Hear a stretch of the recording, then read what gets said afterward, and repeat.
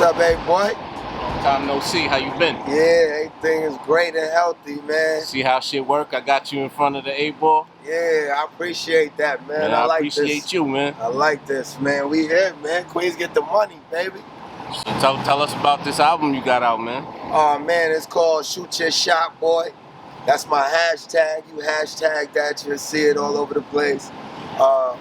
And, you know, right now, like, it's just a project that I kind of worked on just through the pandemic.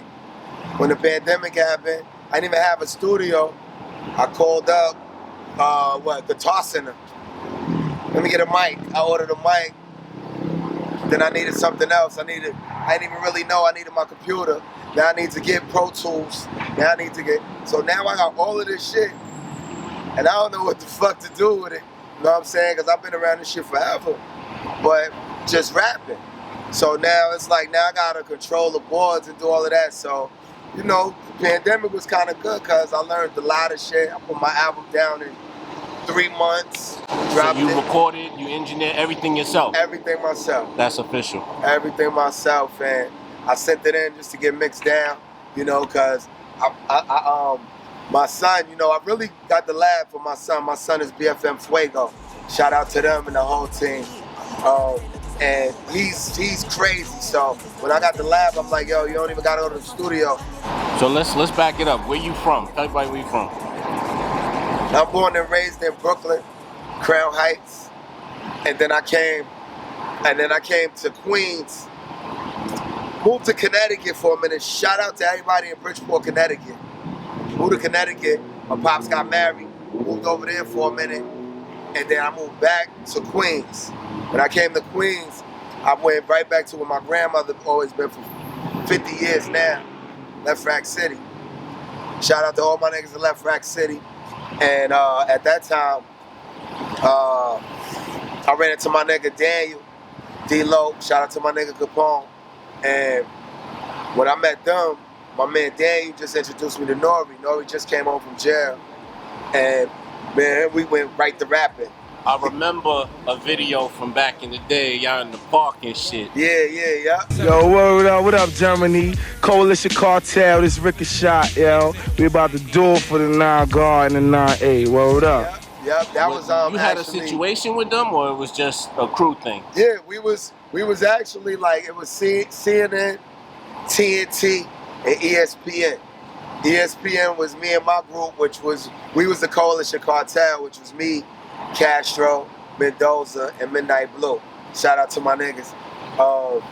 And we was the Coalition Cartel, but we fuck with Nori hard. So, and Mussolini and Maze was TNT. And Outlaws, Troy Outlaw. You know what I'm saying? So that was TNT. Then you had CNN, and we was ESPN, you know, Left Rack City. Okay, so y'all was ESPN. Yeah, okay. we was ESPN. I remember hearing that. Yeah. Okay. So how long you been doing the music before that? Oh man, I'll take you back to my 4th grade talent show. I had my moms and pops that just got divorced, and we moved to West Palm Beach where my mom was born, right? Florida. And we moved back out there, so I'm in school in 4th grade.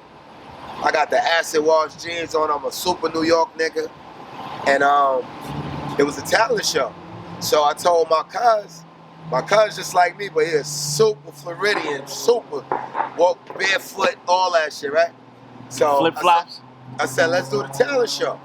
He said, what we gonna do? I said, let's do Eric B. and Rakim. I got it. So we came on with the acid wash jeans on, and I came on, he was spitting the beatbox, and I said, I came in the door, said it before, I never let the mic magnetize me no more, but it's biting me, fighting me, inviting me to rhyme. I can't hold it back, I'm looking for the line, taking off my coat. Yo, and from there, bro, it was off. I was rapping. So I take it Eric B. was Eric B. and Rakim, one of your inspirations. Of course. And then, you know, Lottie Dottie was the first rap I ever learned in my life, you know what I mean? The whole joint. Lottie Dottie, we like to party. We don't cause trouble. We don't bother nobody. We're just some men that's on the mic. And when we rock up on the mic, we rock the mic. Word, big Queens. Shout out everybody in Queens on the come up. It's real life out here, baby. Y'all stay safe. Keep it right. keep your mask on, stay clean, all that. You know what I mean? We're gonna say all of that, but you know what it is. When you started doing music, was it a hobby or did you start out like, yo, this is what I'm gonna do? This is my... Well, my grandfather is a jazz musician.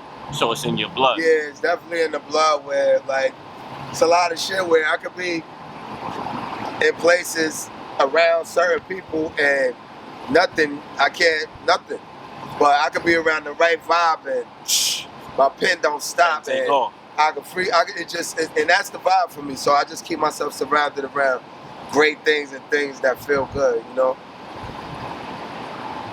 Did you ever have any negative experiences in the game since you've been in? I mean, I know everybody tell me there's always some bullshit, like... Yeah, I mean, it's the whole game. Like, so I, you know, growing up in Left Rack, when I came up, we actually did get a deal with my man, shout out my man Wise, Fat Wise from Left Rack. His cousin is KG from Naughty by Nature. So he put us, we was on the block, we always hustling and rapping. He like, yo, I gotta introduce y'all niggas to my cousin. So he took us to Jersey. He took about like maybe 8 of us to Jersey, and where KG is there and his brother, shout out Pookie Gitz, who was my manager or whatever, and that's KG's brother. And everybody's there, Tretch, everybody there, and we go to get a deal.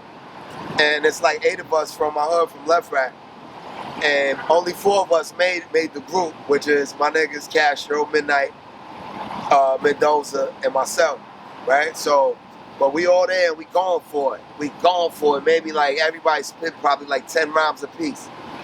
And they like, so they got Castro right up off the bat. Castro's the nastiest. His voice ill, they take him right out. Then Doza smooth, they take him out. Midnight now is like Ja Rule before we heard him. You know, they on the same come up though, but his voice was just crazy like that. So now I'm going for it. And, you know, I was chosen or whatever, but I was with my guys already. We from the hood, we really fuck with each other like that. So they put it together and it was, you know, God did that. So it was good. We got a deal. And once we got our deal, bro, so this is the thing. What was the name of your group? ESPN? Coalition Cartel. Coalition Cartel. All right. Yeah, Coalition Cartel. So y'all put something out under KG and them? We recorded the whole album. I mean, we're next to Janae. We're in the studio. Jaheim is my man. Shout out my nigga Jaheim. He's doing his album. Next, Butter Love. They doing like all of this. These are all my peoples. We're all in the same frame doing our thing, and we on the come up. So, you know, I'm young, 16. We're in the studio. I never forget the studio we had in Jersey. We was listening to Pac, and Pac is sitting there like, yeah, fuck Chino XL. And Chino XL walked through. He walked through right when he said that. And so, you know, we young. We like, yo, this is crazy. So we was just, you know what I mean, living our life, but we was young. We didn't know the business at all. And we was just happy to be there. And so the thing I'll say with the game, that my bad experience is just not knowing the business, because it's real, like we read books and stuff like that, and you know, I was smart enough to know what I was doing wrong. But I was kind of really with the shits where I'll get jerked in the beginning because I'm a star. I'm gonna get popular. So, you know what Puff was doing a lot of niggas? Look at this. Somebody come look at this. Look at this. Somebody come and look at this. One thing I was never about is my publishing. I'm real sensitive about my publishing, so I don't know how that would have went. I'd have Ice Cube them on that one. You know what I'm saying? Real talk. Sure. So how did you make it work for you? After whatever you went through, how did you turn it around and be like, all right, this is where I'm at now? Well, with music, you know, I stayed in the game. I'm close to a lot of people, so I write, you know what I mean? And that's where everything, I tell a lot of people, when music ain't popping, there's commercials. If your pen go off, remember what your pen could do. It's not, you know what I mean? You can do a lot of things with your pen, so as long as your pen go off, keep it going, you know? So that's what I do. I write, you know what I mean? And I submit to a lot of places, and you'll be surprised what you get back, you know what I mean? I'm still hustling to this day where I just write, and that just sends a passion to me where I feel good about it, and it's really it's my therapy.